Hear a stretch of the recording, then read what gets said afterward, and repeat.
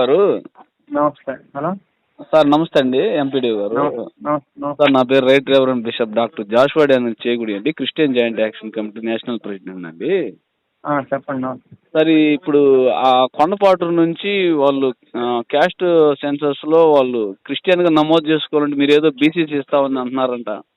నేను ఎందుకు అంటున్నాను? నేనేం చెప్పాను వాళ్ళకి? యాదవులకి బీసీసీ ఎట్లా ఇస్తారండి? మీకెందుకు, మీరు ఉండదు చేయండి, ప్రభుత్వం ఇచ్చింది చేయాలి, కానీ మరలా మీరు ఎట్లా సందడి పెడతారు?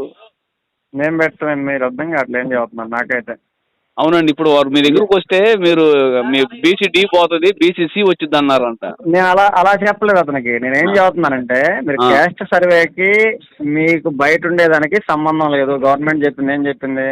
క్యాస్ట్ సర్వేలో మీరు ఏదైతే డేటా చదువుతారో అది మేము కొట్టడం మాత్రమే, దీనికి ఏ స్కీమ్కి సంబంధం లేదు.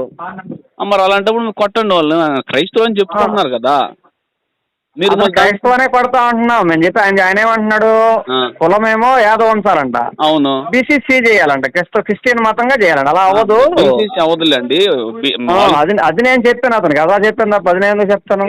వాళ్ళు ఏమంటున్నారంటే నేను బీసీడీ అండి, బీసీసీ చేస్తానంట అంటున్నారంటే, కాదు మీ కులం వేరు మతం వేరు కాబట్టి యాదవ్గా మీ బీసీడీ పెడతారు, మతం దగ్గర ఉన్న ఆప్షన్ ప్రకారం క్రైస్తవులకు మీ అభిష్టం మేరకు పెడతారని చెప్పాను.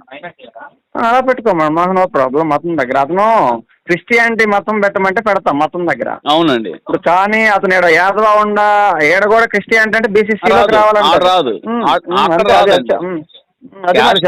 క్యాస్ట్ వేరు మతం వేరు, అది సుప్రీంకోర్టు జడ్జిమెంట్ కూడా చెప్పింది. సివిల్ అప్పీల్ నెంబర్ 4874/2015లో మతం మారితే కులం మాకు అసలు చెప్పింది. వాళ్ళని ఎవిడెన్స్ అడగక్కర్లేదు, వాళ్ళు ఏదైతే మనస్పూర్వకంగా చదువుతున్నారో అది నమోదు చేయమని చెప్తాం. ఓకే సార్, అది కొంచెం నేను ఇప్పుడు చెప్తాను సార్ వాళ్ళకి, వాలంటీర్ ద్వారా. అంటే ఎందుకంటే వాళ్ళు ఇబ్బంది పెట్టారు, వాళ్ళకి అక్కడికి వెళ్ళి నాకు ఫోన్ చేయమని నేను చెప్తాను. Okay, okay, thank you.